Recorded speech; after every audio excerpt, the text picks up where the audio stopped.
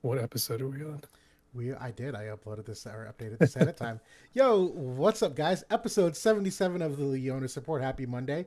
JB79 and I back again with God knows how many topics to cover. We have a lot going on in the game right now. Probably as exciting as it's been in quite some time. That even pre fourth anniversary, as far as I can tell.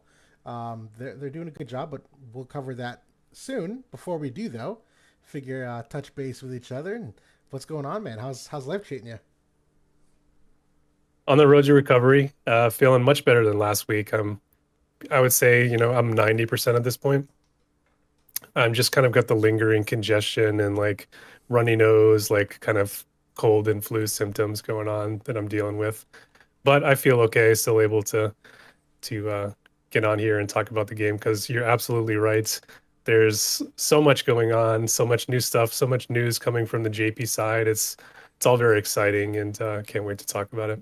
How Same. about you? How was your weekend? It was good. I've been away for the past 5 days. I was out in California, and so I came in last night. I am absolutely exhausted. It was a huge wedding weekend, and so a ton of late nights, a lot of social drinking, if you will. Uh, Combined Burning with the these, midnight oil. yeah, burning some kind of oil. And then it There you was still go. fun. We were out in the sun a lot. I have a little bit of color. Hopefully, you can see. Um, little of that 80-degree California sun before it's gone forever here in New England, and some winery tours. And my goodness, it's been a busy few days. So I am just wiped, but it's not going to stop me from being here. This is still like the highlight of the week. Oh, were you kind of in like the Napa area, like for like wine tour? Was it like in the Bay Area? So more south, it was in Temecula, which is a little bit north of San Diego, but there's still like a huge hub of like vineyards and wineries out there. And the wedding Hmm, was actually at a vineyard, like a private vineyard, just absolutely amazing. sounds great. Jealous. Thank you guys for the sound feedback. I did just lower JB's mic volume a little bit. Hopefully that equalizes for you guys. So thank you for that. Always let us know if things are going weird.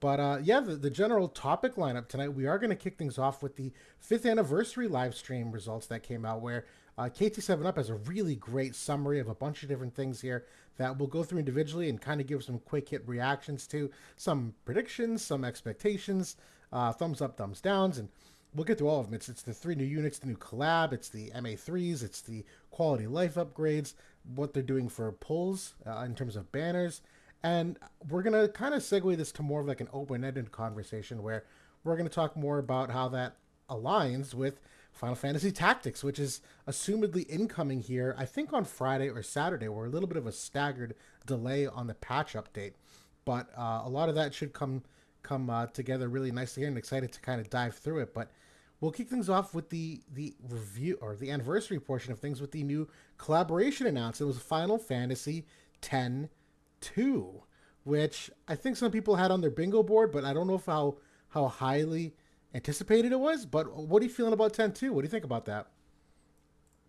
I know that I had thrown this out there like as a prediction a couple of times, and we talked about it recently, and I think I did throw it out there that like, oh, maybe they'll rerun 10 and like update the units, then they'll go right into 10-2 with like some new stuff.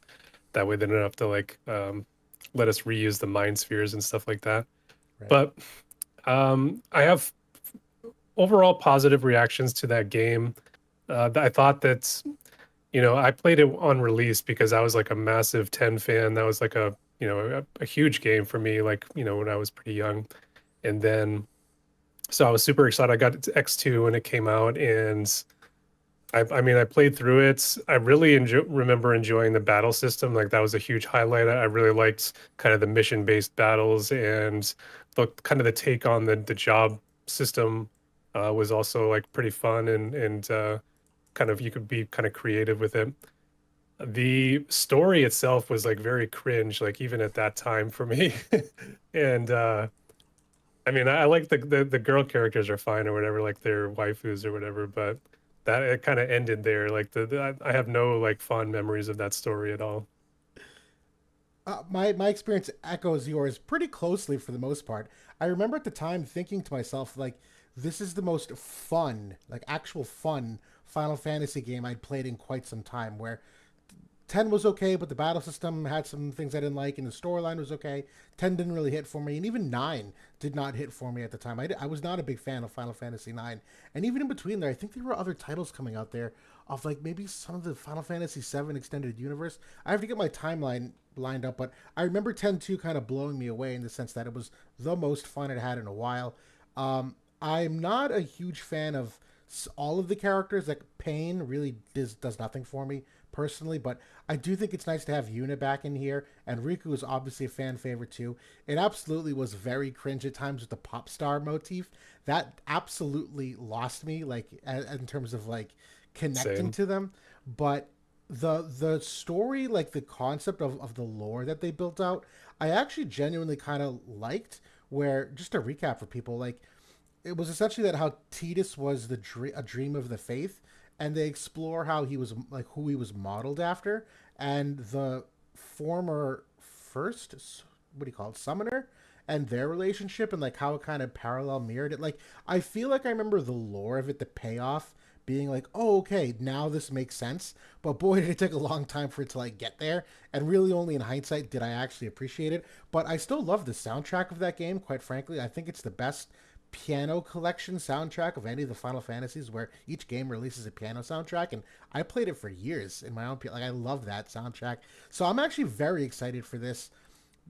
Pain, okay, whatever, but to have Yuna and Riku, I think it's going to be very interesting. So I do like the choice, and just from a general marketing perspective, I do think it's a bit flashier than some of the other options. I do think Final Fantasy 16 is kind of a miss here, considering they just released the port on PC, and they were like kind of crying how 16 doesn't really have a lot of like sales and revenue. I don't know why they wouldn't put this in here too to kind of align with the marketing push they have going for it. So that to me is the big miss. But after that, as much as I wanted it to be 12 or even like 2, or not, I guess 2 is kind of lower priority, but I'm still pessimistic about them doing 12 because we know Vaughn and Pinello are going to be 2 of the 3 units, and I'm just not excited for them. It's the whole rest of the cast. So 10-2, I'm okay Yeah. with. Yeah. I'm okay with it too. All that stuff about the lore, I don't even remember any of that. So Yeah. I kind of tuned a lot of that stuff out. I mean, like I said, I haven't played it since it was initially released either. I haven't gone back to it at all. So Me neither. um, maybe I'll check it out again, and see what it's like. But I'm not sure how it would have aged at this point. Um, but yeah, Pain is the free unit. It's a 90 cost dark unit. So she is going to be a great sword, which is very interesting, especially kind of hot on the heels of the release of the Dark Veritas, kind of capping off the reliquary stuff. Also, Dark Greatsword, of course. So that's kind of like a couple of free updates here to the Greatsword team that many people kind of built up and invested in kind of midway through the year. That feels pretty good, I think, for like low spenders and free to play, in my opinion. Kind of get some new legs on that team, and hopefully it's competitive. I do know that she has like a haste and protect that she gives to the party, which is very very nice, like an AoE haste, like Hastiga, basically similar to Titus.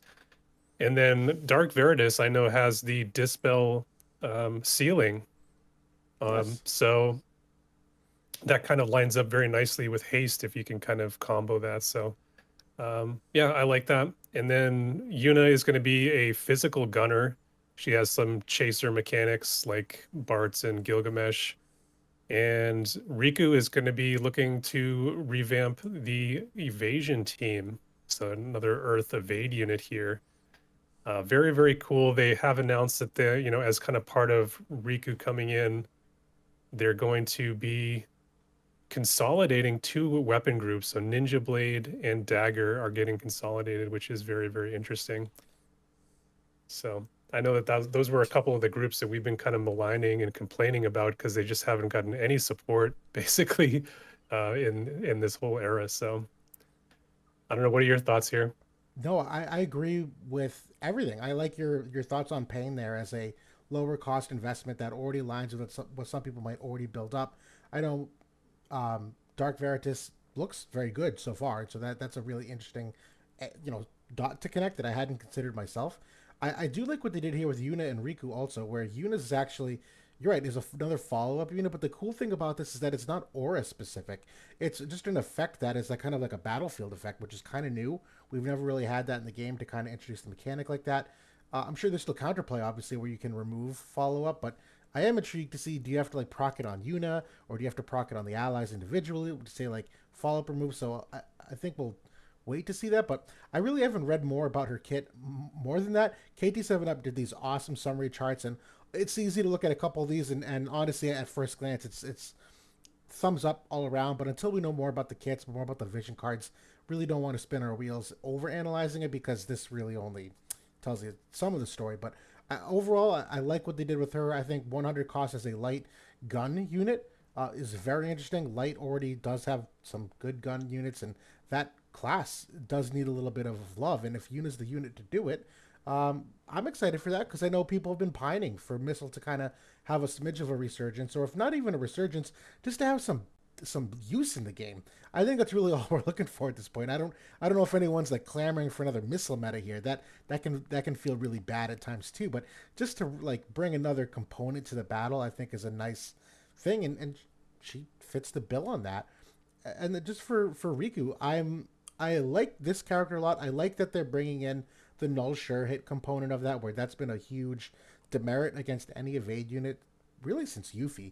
All the null sure hit they've done since then has been for like MA2s and whatnot, and characters that are power crept. So it's really just been like uh, a cherry on a pile of trash, if you know what I mean. It hasn't really done much in the scheme of things, but I am slightly that she's an Earth unit. I feel like Earth is always been kind of that evade niche that I would have liked to see it somewhere else, but I don't think it's really neither here nor there, because if you really look at the elements, they all have various kinds of evade units. But I saw this and I was like, oh well, of course it's an Earth unit. Like the Earth units are like always evade. It's 2P, it's Lucio, it's Halloween Fred, it's two yeah like Ketone, Zazan. Like you go down the list, they're all evade units.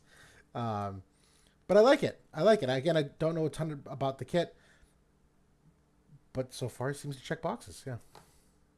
Yeah, I know that in terms of Riku, she's got the ailment limit burst with the select 2 berserk, so Yeah. that'll be something that we'll have to deal with.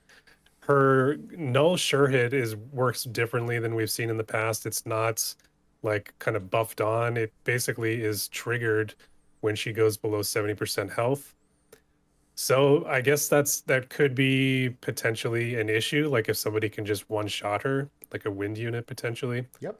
Um, so we'll have to kind of watch how that pans out. I'm sure she's going to be bulky enough though that she can kind of withstand a hit. Otherwise, it seems like a lost cause. But I do think the consolidation of Ninja and Dagger like makes that group very, very good.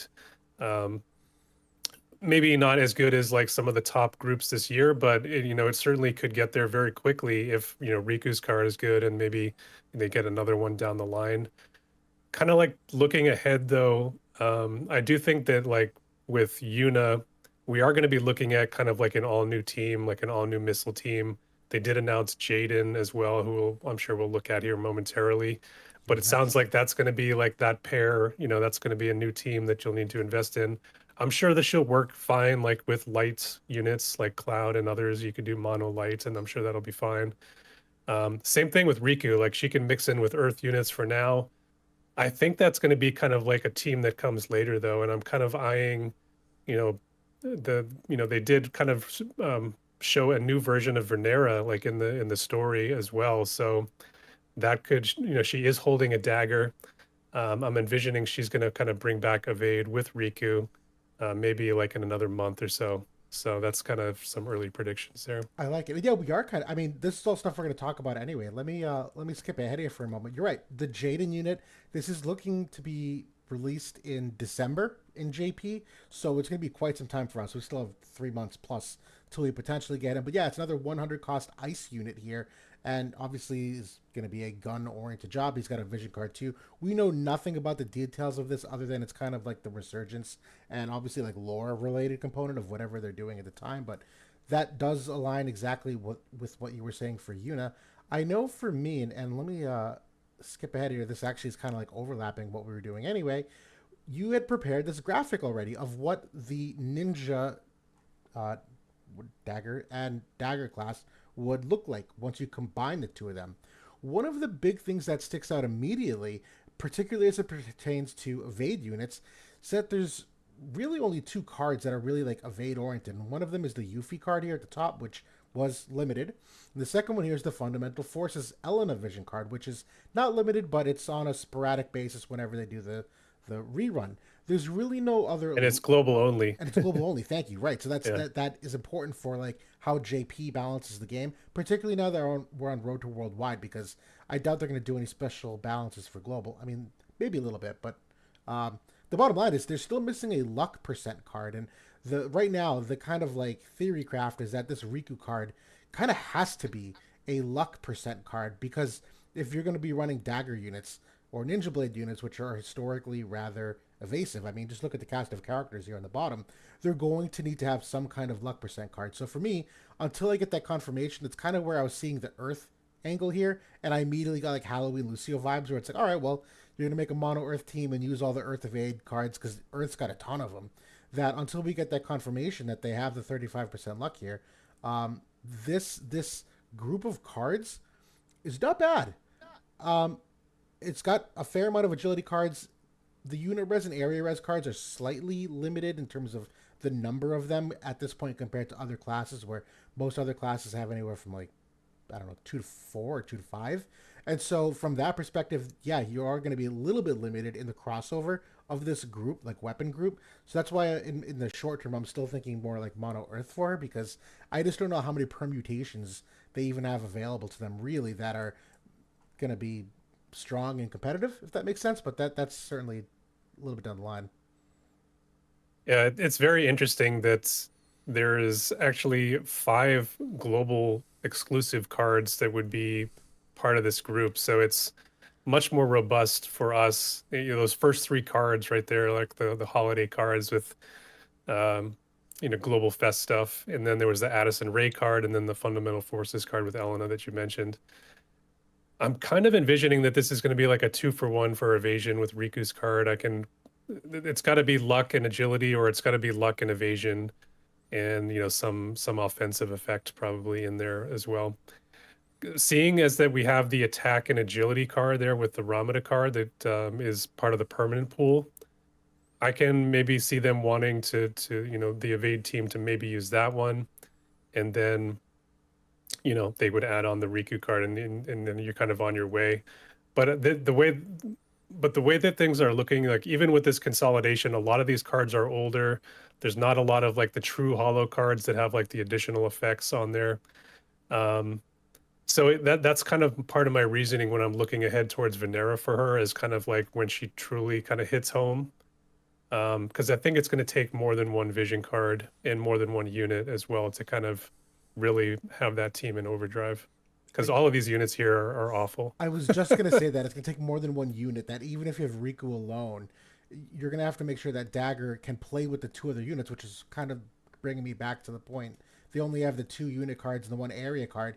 If you are limited, that you can only use Riku in terms of the Dagger class, you have to rely on 2 other units. That greatly handicaps what permutations of teams you can make, because I don't want to say that none of these characters are playable, but like none of these characters are really playable, quite frankly. A couple of them can catch you off guard in the right game mode. I'm sure there's gonna be people in the chat being like, "Well, I use Yuffie and she's great."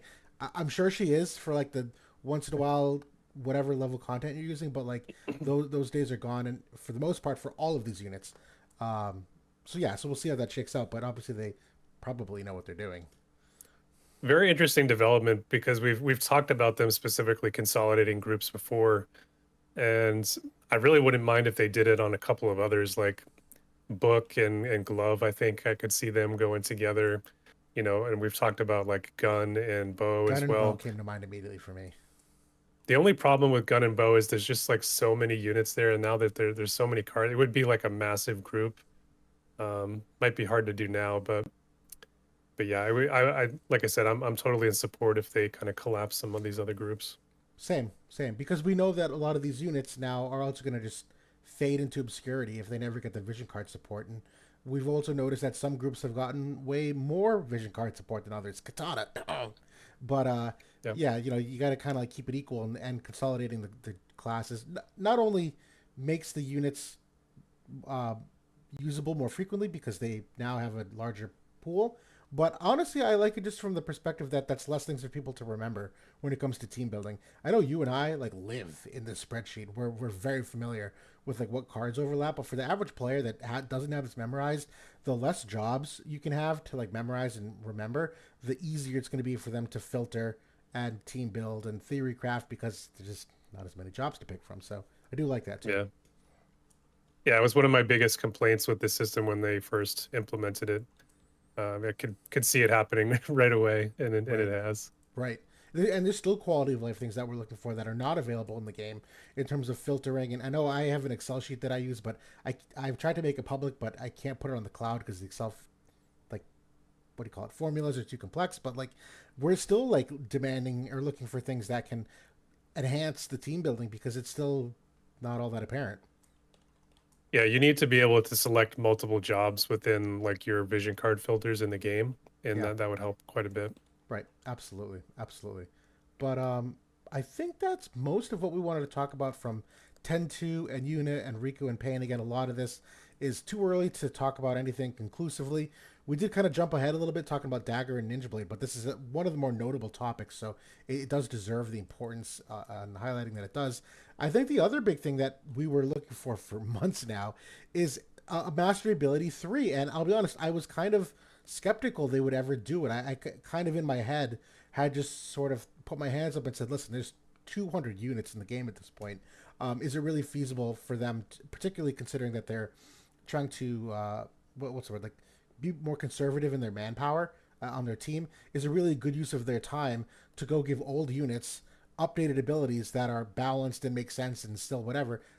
And the answer is apparently yes. So this was very surprising, welcome. I don't want to say too late because I guess it's better now than never, but it does look like they're doing a slow rollout and differently than in the past where they've already shown the 5 units they're going to upgrade in December, and it's Lightning Elia, Ketone, Ice Elia, Dark Elena, and Starlight Elena. Different than times past where they kind of went chronologically. They started with like Eld and Ziza and worked their way up. So this is kind of cool that they've decided to flip up the order of this. But yeah, what do you think about the MA3s? I wasn't fully clear if they said they're going to give it to everyone. If they do, that's great. I honestly, I'm not sure that they need to. Like, there's a lot of units they can probably just let them go. I agree. I'd be fine if they, a lot of like the key units and like obviously like the seasonal units, like they're doing here. Like, I think that's fine. Um, but I think they can kind of pick these units specifically on kind of, coinciding with the release schedule to give some other different team looks or different options for players that maybe didn't pull everything. But also as like counter picks, and that's stuff that had happened in the past when they rolled out MA2s, where these would be like kind of very timely releases with upgrades that were kind of targeted at either like a new unit that had come in or kind of bolstering support on a team with them. So I'm excited to see these. They did say that they're going to be substantial. It's not probably going to be on the level of Final Fantasy Tactics, and they specifically said that, but it's going to be better than we're accustomed to, like in past upgrades with MA2s and limit burst upgrades and whatnot.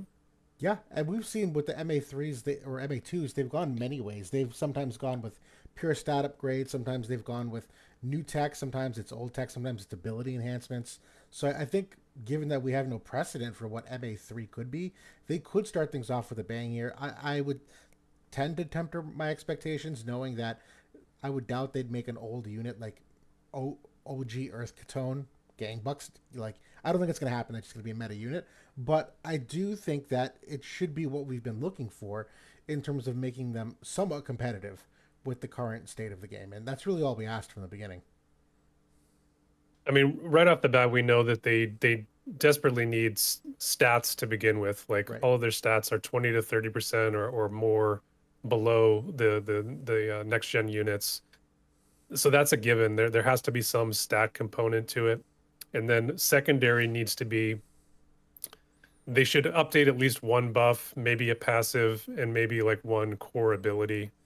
Um, I hope to see something like that. Maybe we see 2 to 3 kind of skill or passive upgrades in addition to stats, and then I think we're talking. I agree. Yeah, we'll see what it is. I don't want to jump the gun and make too many predictions because I think both are on the table. But regardless, it's great news.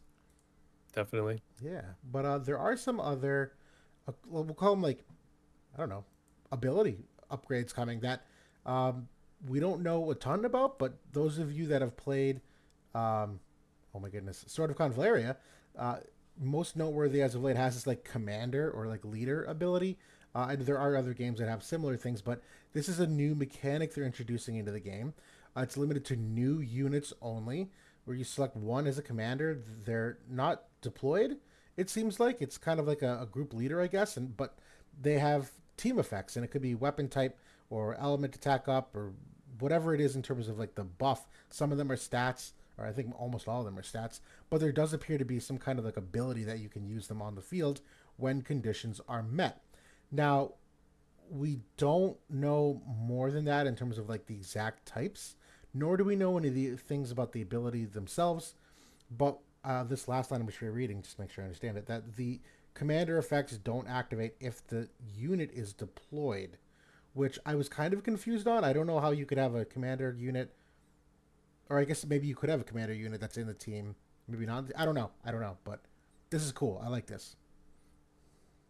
Yeah, so basically what how I'm envisioning this is it's essentially like another vision card slot for the team.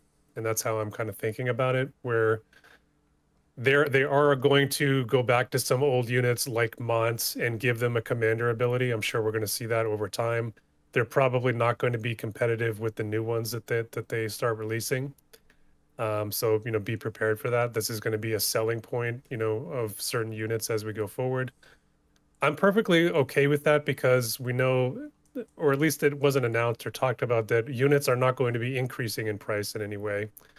And everybody pulls for units. That's, as the game goes, as long as you're playing the game and accruing Visior, people are getting units, at least, several per year. So um, people are going to be able to get these at no additional cost, which for an anniversary power creep thing, incredibly player friendly, in my opinion. If you go back to the history of this game, the EX upgrades came in and we had to all of a sudden get 400 more shards or whatever to get to level 120.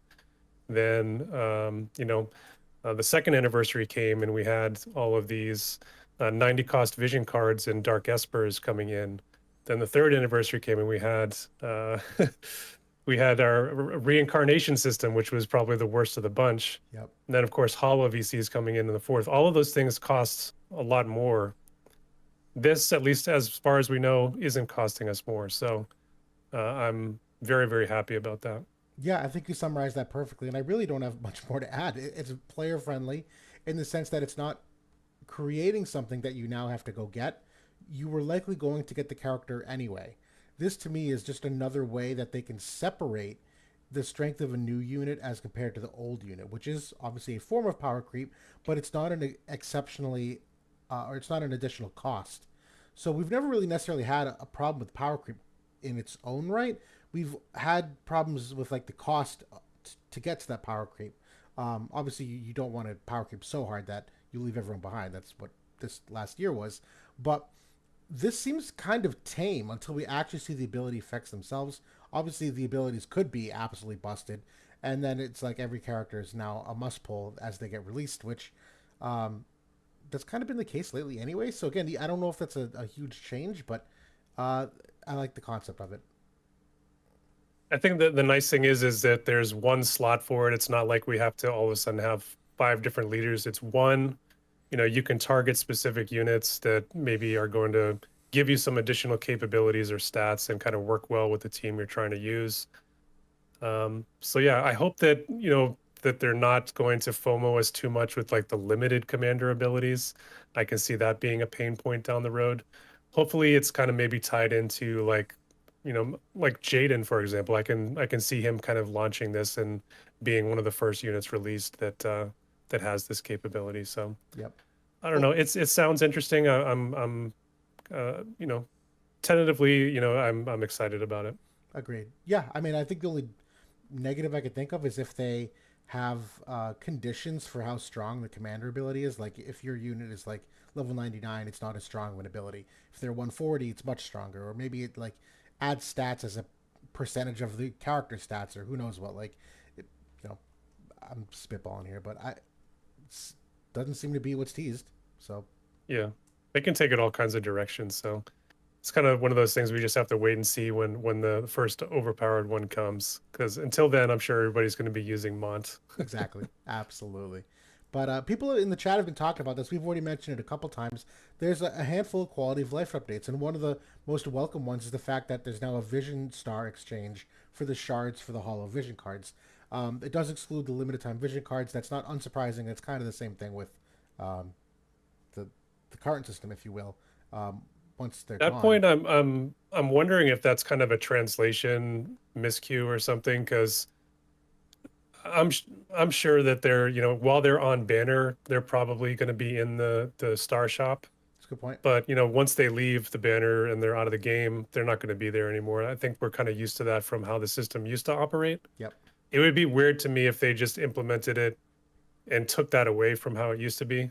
But I don't know. I guess we'll see what happens. That's a good point. Yeah, I mean this it's something that everyone's been looking for.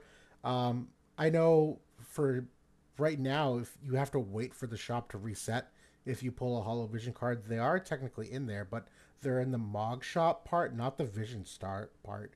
So that's nice that you can still use the Mog metal exchange and use this now, both ways. So I think that's going to make these a lot more accessible now that you have two different ways to acquire instead of just the one. And yeah, it's going to help the cost a lot. I mean, Holo VCs are here to stay. They've gotten their you know Visior sucked from it while they have, and I think now it's still going to be expensive enough.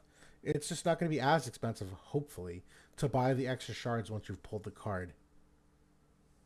Yeah, I think one of the worst things about this system is that you'll often are pitying the card, but then you have to go in and spend another 5 to 6K on shards, especially when it's the limited card where you don't even have any option to Correct. do hard quests or whatever to kind of finish it off. So um yeah, this is much welcome. People have been asking for this.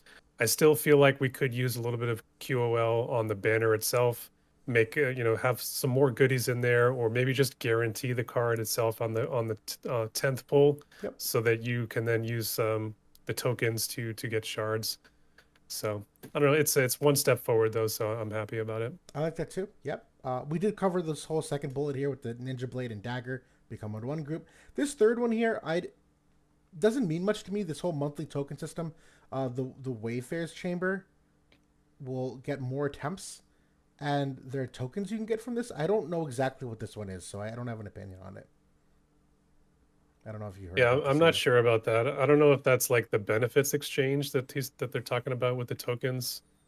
That's the only thing I can think of that where we kind of, increase our guild price and stuff like that. Um, yeah, we'll have to wait on that one. I'm not fully clear on that. Same. And the last one here is one that we have asked time and time again for so long.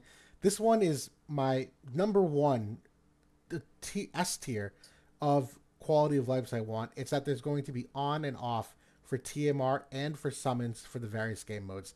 This is so monumentally exceptional that now between the dual mode, guild war, I can't tell you how many times it's happened to me where like you have during your day your 5 arena matches, then you have your class match things, then your guild wars later that day, and every single mode maybe you have a different toggle on for your summer Resnick, where some of them you want to use in TMR and others you don't, and you're just kind of out of luck if you forget to toggle it every single time. And this is a massive upgrade, even for the summon portion too, where I know there's been some times where you want the summon on or off depending on the game mode. That like as many thumbs up as possible for this. This is enormous. Yeah, I like this quite a bit. Um, yeah, we've been asking for this one forever, so it's I'm glad that we're seeing like some significant QOLs here in this round, because there's been Definitely. like a couple of updates where there's really been some nothing burgers coming through. Right, right. They're like still quality of life by the nature of the upgrade, but it's not necessarily ones that are high impact like this. This is monumentally big, without over exaggerating it. But I did want to pause here for a moment. We are going to talk about one last thing they announced in the live stream, but I figured this would be a good opportunity, at least for me, to mention this.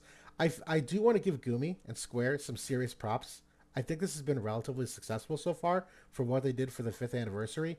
And I think when you look at this in conjunction with like the Justin and Friends live stream they just did for us, the Halloween announcement, I feel like we're getting back to the roots of what we wanted for so long.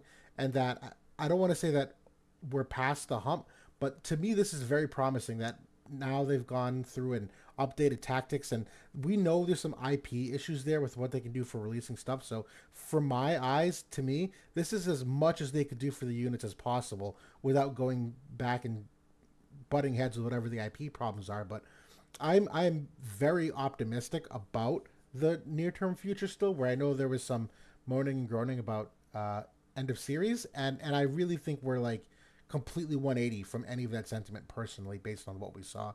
I don't know if that's just me. No, I'm in agreement. I think that we've said over the past few weeks, or I've said anyway, that they needed to hit this anniversary out of the park, or we're very quickly spiraling towards EOS, and all the harbingers in in the main corridor are going to be proved correct.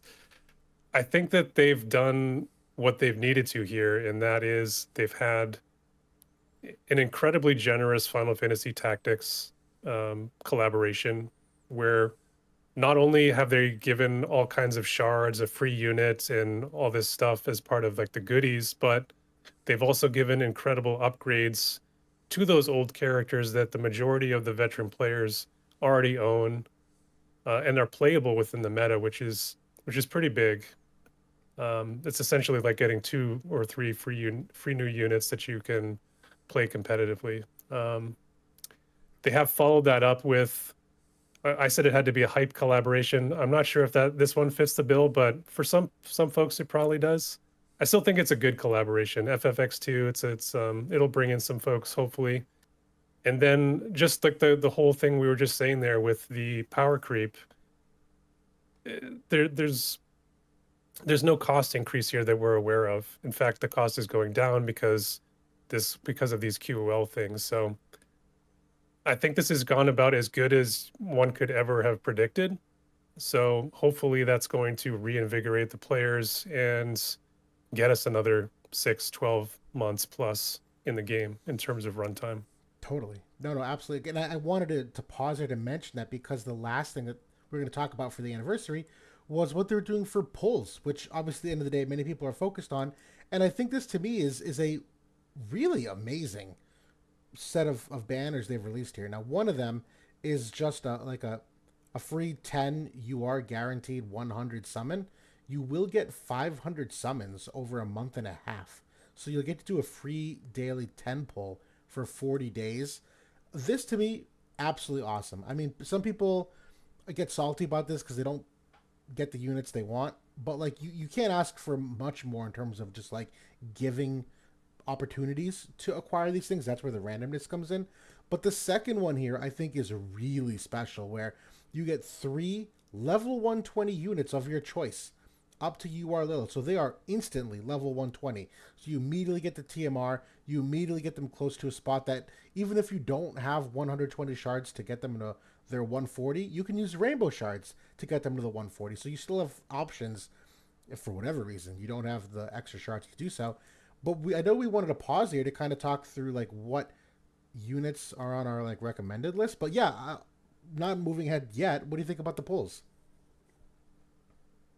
So like the 500 free pulls thing, that I think is what we've come to expect. Like from these anniversaries, we get a bulk pull, and you know 10 UR guaranteed is super nice. This is going up through Exius VC, which literally just came out for us here this week.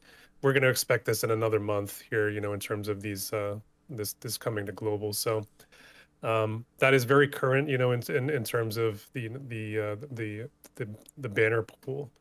The second one though is like the creme de la creme. We've never had anything like this. And up through Lilith, who is still pretty recent unit, you're going to be able to pick units like Ramada, Shrek is going to be on there, Luciel, Fina.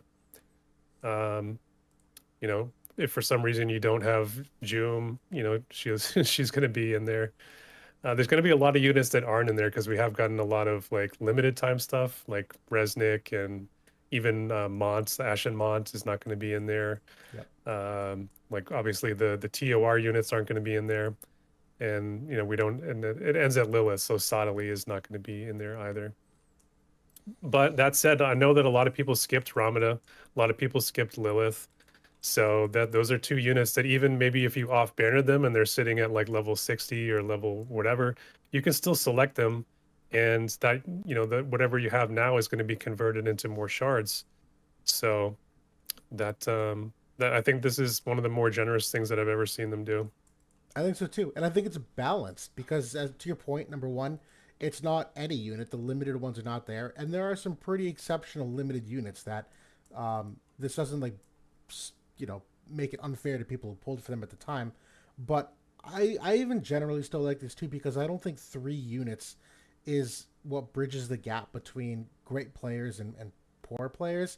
I still think at the end of the day, it comes down to toggles. It comes down to vision cards. It comes down to did you do your trust stones properly? It comes down to did you mock? Do you have the right hate? There's so many other things like after the fact that it's not just the 3 units. That's just like the starting point for many, which is why I like them doing this. I've said this in many other places that there's a lot of gotcha games that I feel like it's a lot easier to acquire the unit and start using them immediately than this game, where you get a unit and unless you're hunting for the shards, they're in the barracks for like 2 to 6 months as you slow build them, and at that point they're not really usable. So I think that's kind of a miss in this game compared to some others. So the fact that you can kind of get those 3 units if you've missed out on them to catch up really quickly is a great thing, particularly for the new players that maybe are coming in. That's going to help them get up to speed a lot quicker. But even those people who have been a little more frugal as of late, had to pass on units, and maybe just don't have them built as quickly, this is a nice one too. And I think in conjunction with, what we were talking about with Final Fantasy Tactics, players are going to be coming back for that. They're probably going to be re-rolling and trying to get in there. They can choose Agrius, who, automatically with her upgrades is going to be one of the best tanks in the game. They can then come in here and select Gilgamesh and have two very nice units to kind of start off their team. Same thing if they went for Orlando and Final Fantasy Tactics. You can now come in here and take Ramada. And then fill it out with a support unit. Get Luciel, get Fina, and then you have a great start to kind of go on your journey there with the game. So I think it's good for new players, good for veterans. It's good for everyone. I agree. Did we want to pause here to talk through like some of our, let's say, top favorites to maybe target? Or unfortunately, I think the limited toggle here is slightly broken, as I know it includes and excludes a couple units. So I don't want to click this just because I don't want to accidentally leave someone out. That should be Yeah, out, but um, just name your top three, I guess. I mean top three. I mean I think Gilgamesh has to be number one for one of them. I really am still on the Lucille train for the other one. I think this is like one of the best overall supports you can ask for, and I think three would have to be Shrek. Like I think these units are top meta units for a reason. Will take a second, and I'll obviously extend the same for you. Should you have these units already because they are meta, and maybe you did pull for them, being like, yeah, I already have these units because I knew they were amazing. Who were my next three to focus back on? I do think Ramada is a very, very solid choice here for people that might have skipped her. I'm on the fence about Lotus Mage Fina, as I do think if you have Lucille and or Summer Resnick, she might be overkill. That being said, Bow and Light certainly have gotten some extra love as of late. That I think she's got some current staying power, but I don't know if she's automatically in my top choice. But I think she'd have to be, just kind of like scrolling through here and going back to some of the permanent pool units. Like I feel like it's hard to say no to her, because after that, yeah, who would I get for a third unit after that? I mean, maybe I do need this filter. Yeah, I think like anybody before June, like it's not even really worth talking about at Soul that point. maybe, like, yeah, I don't even know. Like, good lord, no, you can even get him on the new player. No, maybe, yeah, I don't even know. Never mind. I don't know who I would pick. Lilith. I think Screw it. Yeah, I think if I was like looking ahead towards maybe Yuna and I was a player maybe really interested in Yuna, you could look at Fina, you could look at Lilith. I agree with the top three though, like Gilgamesh, Shrek, and Luciel, I think are we've named them S tier units, in the tier list a week or two ago. So they have to be tops. But yeah, Ramada is probably next woman up, and then you could look at the light units there, maybe as potential partners for Yuna. I think the only other angle I might approach this with, if you already had many of those units, is maybe thinking back to what TMRs you might be missing in terms of level 99ing a unit. But that would be more account specific at that point to say who you don't have at that point at level 99. But that's my thoughts. Yeah, but anyway you slice it, it's really really good that this is coming. It was unexpected, but I think that this is another thing they've done to really get players back and get players excited. Hopefully they keep up the momentum and kind of keep it going here with, because they always kind of follow up the anniversary like a month later with like another maybe collab, usually like a non-square collab. So I'm very interested to see how they kind of can keep this momentum going. Same. And they did even mention a new game mode, which we really have no details on, so we didn't even really like allocate time to it. But there was a mention of a 5v5 Grand Arena mode, which I really don't know any of the details on, but I am slightly pessimistic only from the perspective that they've already tried two different game modes. One was like that like guild collab PvE style like map that like we never got on global because it flamed out immediately, and then person guild war in JP also flamed out. So I'm not getting any hopes up over this because JP, shame on you guys, clearly are really averse to any kind of change they're putting in. That hopefully they like this because if they don't like this, we're not getting it either.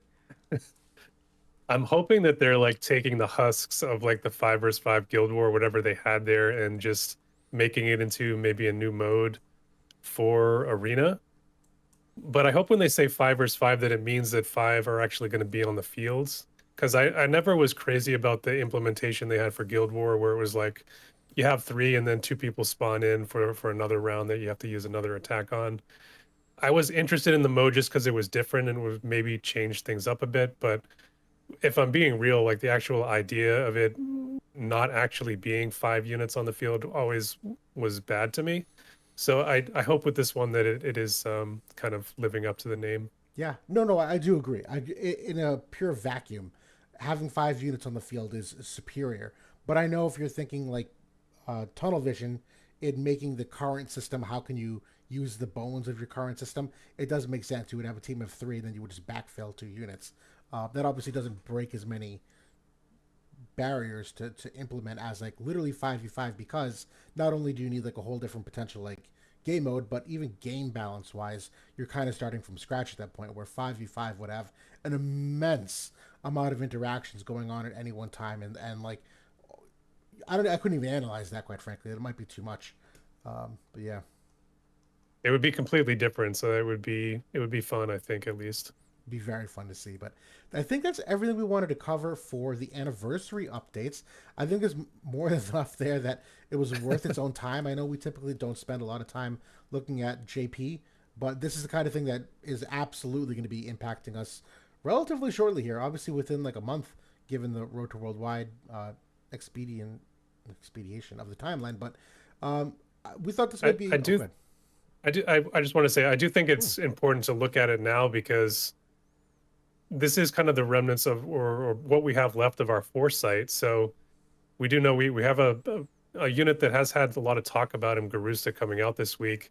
So knowing about what's coming in a month can potentially impact, what people might do with that unit. So keeping that in mind.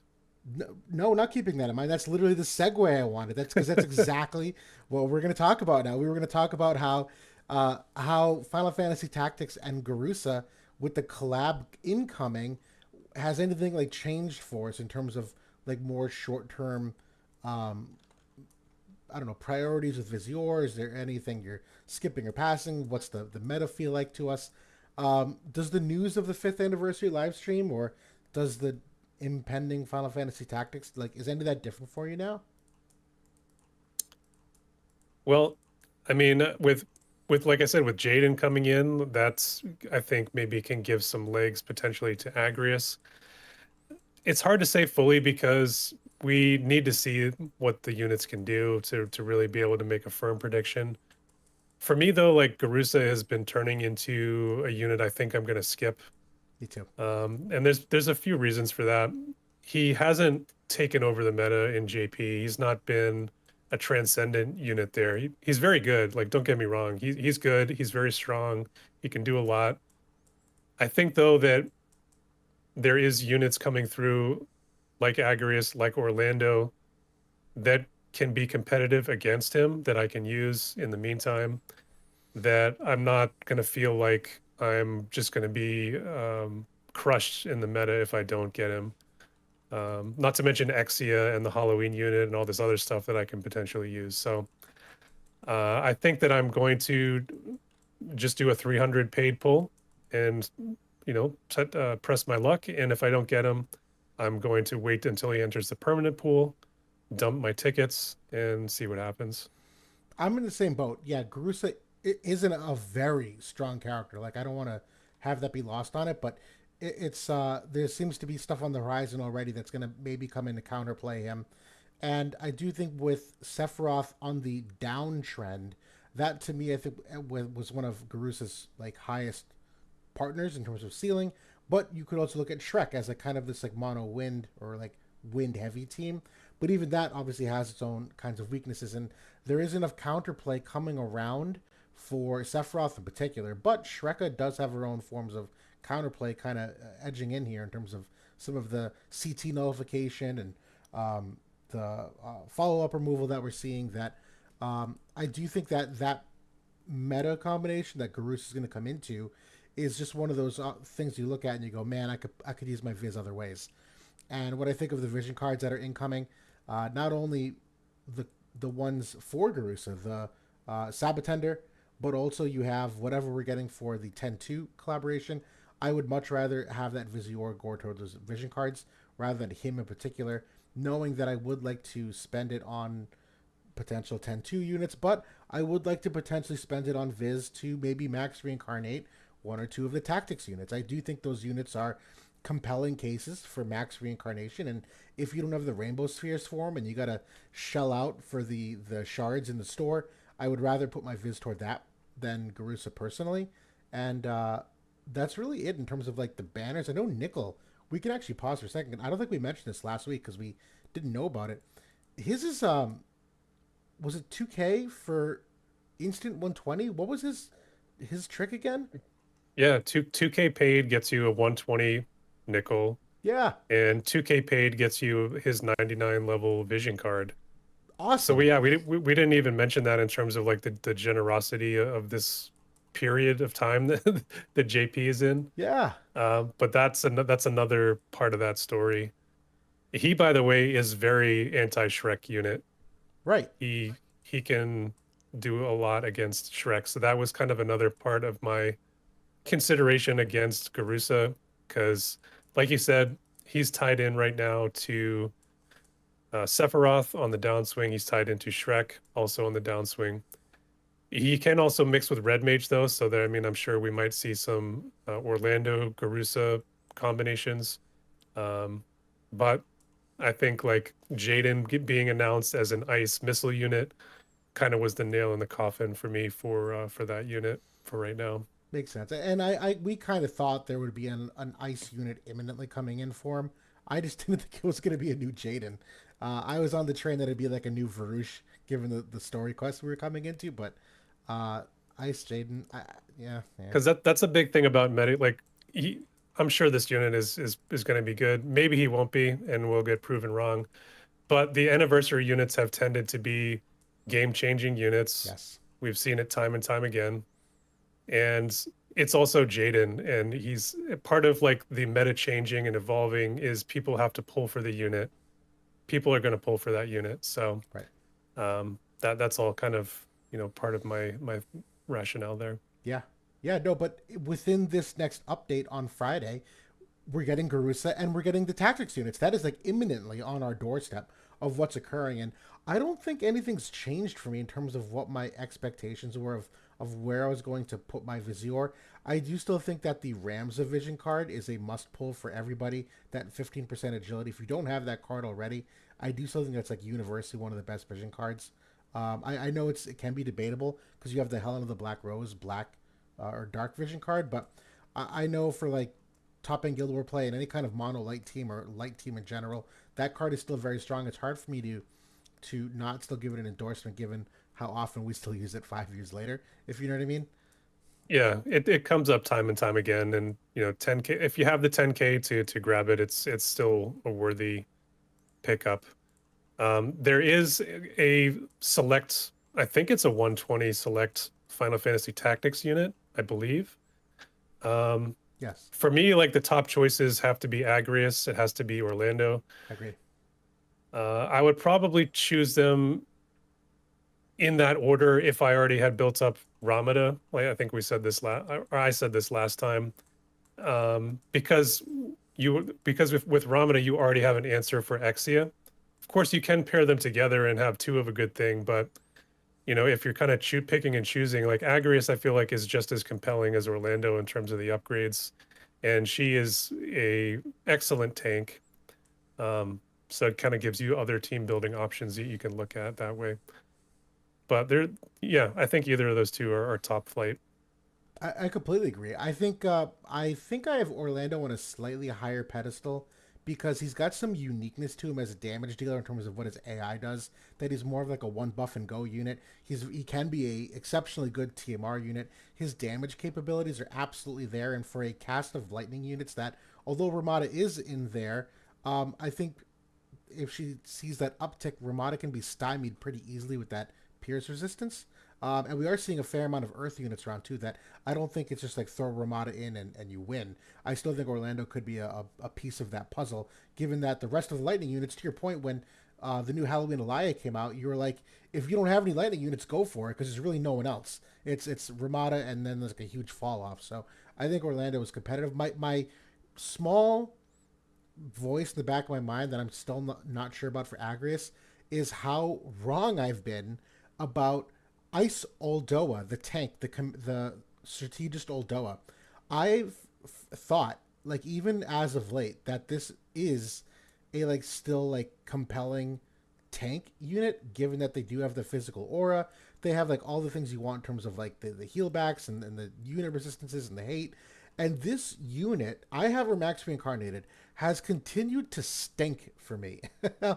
like and so like I have this like feeling that maybe it's because the teams that I'm putting her in, maybe it's just like a complete different style, bulk and tank, because they are. Agrius is more magic oriented or anti magic oriented. Agrius is more status element oriented, whereas Oldoa is more just like, you know, damage reduction. So they do kind of two different things, but I've seen that the tank play kind of trend downward, and I'm curious if Agrius is caught up in that wave because even units like Summer Glaciella have kind of fallen a bit. That I just need to see her in action.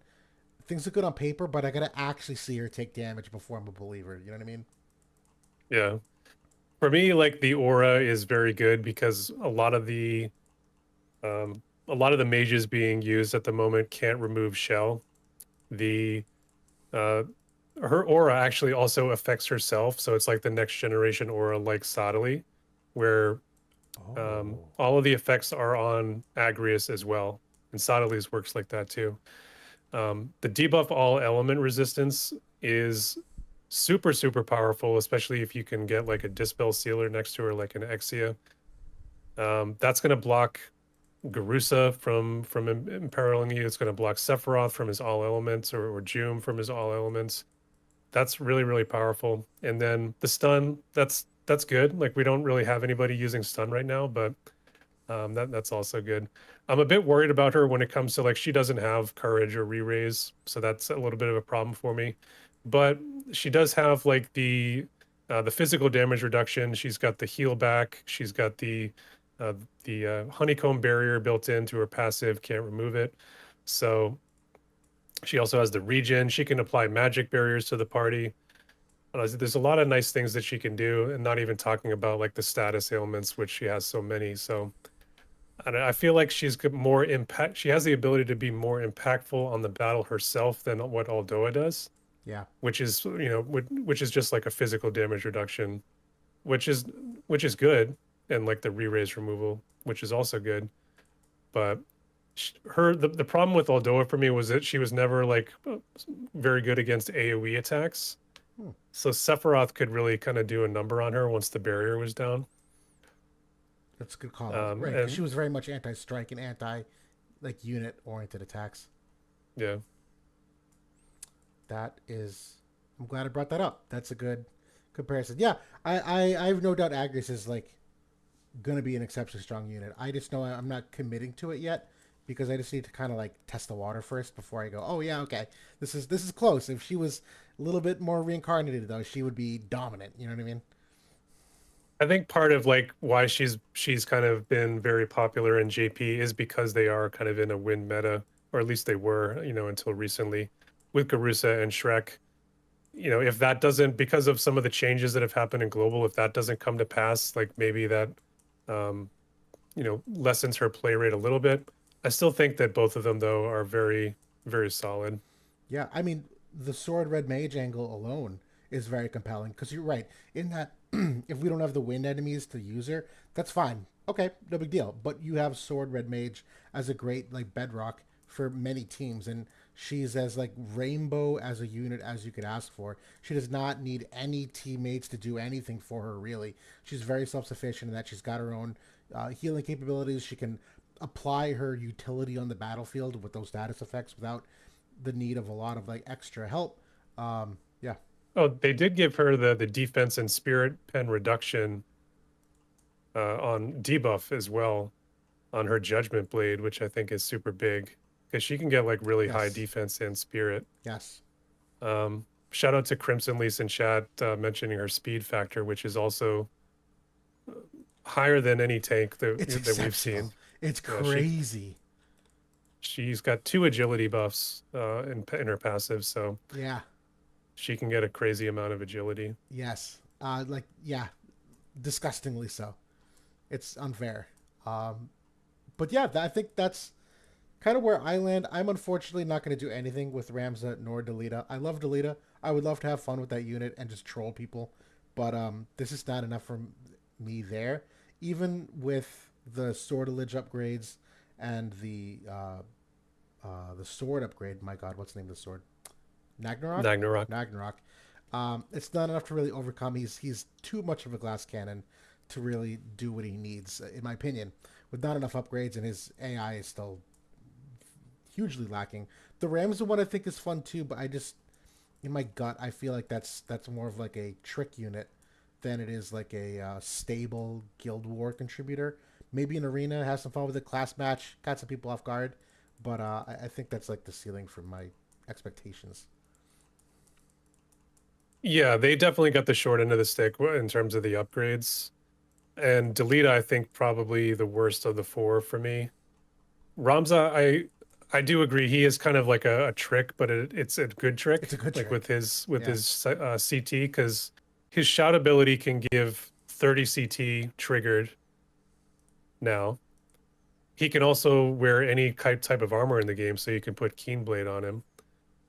So he can be like, you can kind of give him. He's like a quickener, basically. He can quicken the whole party, and that's pretty cool. Like he's still like not going to do much damage.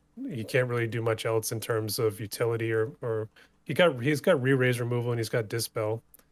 That's pretty good. He can break barriers now on his LB, but he's going to die really quickly. So it's really about like the speed factor and can you work that in? So it's a trick play, but I think it's a pretty solid one and you could use it. I agree totally. Yeah. I know people have floated this around, but we haven't ever talked about it. The red chocobo, limited Esper. Uh, why isn't he here? Am I not seeing him? He's fire, right? No, he's light. I'm sorry. He's light, yeah. This is I think a skippable if it's offered. I used to have some copium for this Esper at that 18 agility. This is not nearly as rare anymore, so I'm not a huge fan of it. The skill tree I remember back in the day was a fun one for the slashers in general, but I don't think is nearly as compelling anymore. This to me is like a niche cost restriction play where you need your Esper to be a lower cost, but you want to retain like 18 agility with some pretty good like slash modifiers for a sword wielder, if you will. But some people have asked about this, and my opinion is don't use your Viz for that chocobo. Yeah, there was a time when we used to get more often the cost restricted that included like espers and cards and things in the equation. We just don't ever get that anymore and haven't for some time. And that was really the only consideration really for like pulling an MR Esper or using an MR Esper, because otherwise, especially one that came out in the first year of the game, that's not even compelling, anymore. So yeah, this one's a skip. There is going to be, I think, like a daily free tactics banner where you can get like shards and like all of the tactics stuff is included in it. So that runs for a super long time during the event. We may get this for free anyway. If you get it, that's cool. Otherwise, unless you're like a completionist, I wouldn't go for it. Yeah, same. And even the vision card. One second, because I think I did use this for a time. Yeah, even this one. Yeah, that time was 3 years ago. That was that time. Uh, it's like Dark Killer and Light Attack, which you can get a lot of other places. Not a high priority. It's a guild raid card. Yeah, That's about it yeah, at best. I agree. But I think that's mostly what we wanted to cover because we did want to talk a little bit about our plans for tactics as a release. Is there anything else here you want to explore, like with the upcoming stuff for things that we might have missed with the fifth anniversary? I did want to mention real quick, like in terms of like you're talking about reincarnating the Hmm. tactics unit, like maybe Orlando, maybe Agrius. Uh, but I mean, like I said, are both great choices. I honestly, I don't think that you're going to need to spend Viz because, like I said, there is that banner that we're getting. There is gil shards for all the units, 80 for each of them. So if you have all the units, bam, that's already 300 plus shards. The daily banner gets you a bunch too. Good point. I think they give you a select ticket, I think I want to say for like 100. So I think when I calced it out, like you could easily get, 800 to 1,000 shards just as freebies. So the bingo boards was another part of that equation for all the units because those are being Oh, implemented now too. So that's kind of the whole thing with this event. Super generous, kind of unprecedented in terms of rerun collabs. They Everybody that has had these units from before, you're going to get so many shards. So I think everybody's going to be able to reincarnate at least one of them. I like it. I like it. No, but yeah, no, that's reassuring because I was thinking, all right, you'd still need the 120 shards to 140 them, just because now they have the 140. Hmm. And then to your point, I think you still need to fill the gap with like 600 shards. And I know for me, I can't use any more mind spheres in the Mog shop, so I'm gonna have to get those 600 from somewhere. I don't have quite the stash that some people have built up from the barracks. Although maybe I do. I should double check that. I might have accumulated some as of late, but even then, I'm in the world where I would love to reincarnate one and get the other one at like level 40. You know what I mean? Yeah, yeah. Personally, I'm starting with Agrius. I'm gonna start there, and then I would like to do Orlando as well. Yep. Good, solid choices. But yeah, I think that's everything that we wanted to talk about. I know next week we're going to be pretty light after this collab. Again, kind of looking way forward, like a week and a half, 2 weeks from now. I think it was just a single vision card that we're getting. So at that time, maybe we'll update our tier list now that Tactics is out, now that Garusa might be out.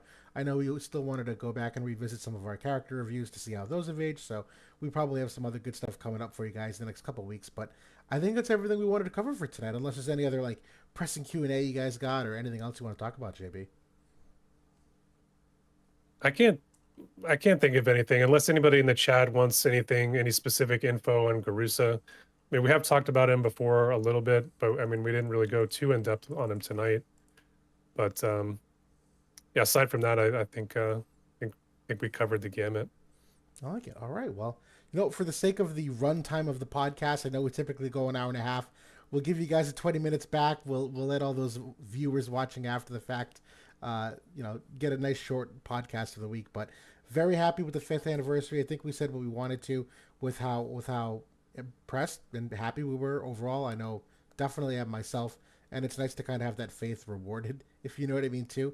That I won't say it's expected, but I am optimistic. Now we heard recently that Gumi was profitable again for the first time in a while. We know they were in a bit of a rut, so I do think that that could be part of it in terms of why quality of life didn't come up faster. I know Square itself was going through kind of a shuffling that in the process there, maybe they had to pull back and dial back the staff involvement, and now maybe that they've seen who knows what, they've decided to refocus their efforts because we've certainly gotten a fair bit from them. The fifth anniversary live stream was a fun one too. I watched it through Odaiba doing the live stream. I appreciate him for doing that, and it was cool to see the five of them there from the team that felt regular. You know what I mean?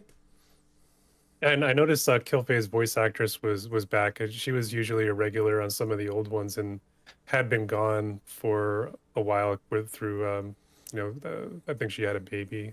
So it was good to see her back. Um, I think like kind of continuing the point from earlier, like the anniversaries in this game have often been like not good because people just mass exodus because we've been able to see the power creep happening from 4 months ahead. This time we can see what's happening and everything looks positive. So it's like the first time that we're going to have an anniversary and not have like a mass exodus of players. I hope people are going to come back because for tactics and FFX2. So that seems like a first to me in the history of this game. I agree totally, totally. But I do want to throw one quick curveball, if you don't mind, from a question we just got in chat, because it's actually the third time I've been asked this question this week. And let me get the visual ready. The question Bob in chat asked, with the new gun units coming, if you didn't pull for Angela's card, do you think you should? And I think it's pertinent because this collab ends in a couple days. And I know you brought this up astutely at the time that gun is on here. We do have some magic gun units. It is, I'm going to say, very possible that the future Jaden unit is a magic scaling gun unit. He was Summer Jaden was a magic scaling gun unit. I was still of the opinion that this is like in must pull territory purely from the staff devout angle, that 24% unit res is the highest you can get at the moment. There's no other magic type cards for them that has unit res. There's some physical type cards, but no magic ones. The 20% area res pen also is a very like big like power creep penetration that for staff devout, this is like easily a best in slot card. And when you look at the staff devout units, Exia, Lucille, even Angela, there's still even like free units like the Water Veritas unit. These are still very like compelling current units that this was in the must pull category. But I know with the gun conversation, is that still the case? What do you think about for people? Is this like a must pull type of card or no? So I think I brought that up when we were looking at Veritas of the Light last week, You did. kind of coming in and saying, I said, if you are all about that unit, you might want to consider this card. Yuna is a physical gunner. We know that so far. They didn't say anything about Jaden. If I had to put my money on it, I would agree with you. I think he's probably a magic gunner. And I'm sure that this card is going to be part of that picture. Maybe they continue the working between Gun and Devout, and maybe that kind of becomes a new super team. Either way, though, like you can use this with Exia now, like you were saying, and then you can use this in the future potentially with Jaden, potentially with Yuna, Veritas of the Light, maybe in that conversation too. If you have the Viz, I would, and you like those units, I still think that it's a good get. I think so too. This falls in the category too that because it's a collab vision card, we have some pretty good precedent that these never get rerun, if ever. Like Nier was like a moonshot that got rerun. But you look at Persona, you look at Dragon Quest, you look at the other ones. Shoot, Lara Croft, FMA. FMA. Those don't get rerun, and those are like some core vision cards sometimes. This, if I'm looking at the stats, looking at the bestowed, the party effects, this absolutely looks like a core vision card in its innate state. So yeah. Yeah. I hesitate to say must pull because there is like some caveats there. Like Right. if you don't care about those gun units or you don't care about the Veritas or Jaden, let it go. But yeah, if you're into them, I would grab it. Even staff devout, I still think from the staff devout angle that this class Yeah. has been consistently too good over the period of time that it's not like sword where you have three different sword groups. There's two different magic groups. I'm sorry, book and glove technically count. Those are magic groups, so you can ignore that point. But staff devout is consistently some of the best units. That the fact this gives you the magic percent and the crit evade on it too. Um, yeah, Yeah. good stuff. All right, so yeah, sorry for that segue, but that's a good question. The collab is ending in like 2 days, so it's either now or never. And I've got it a couple times, so I thought it important to bring some visibility to. I manage a free to play account and I scrounged up the viz to grab it here in the last days. So I was doing that myself. Right on. Right on. Good. Well, we'll end there. Per usual, thanks everybody for joining us tonight. Looking forward to doing the podcast next week once we have all of this stuff live. It's been a really fun week, and per usual, thanks for hanging with us tonight, JB.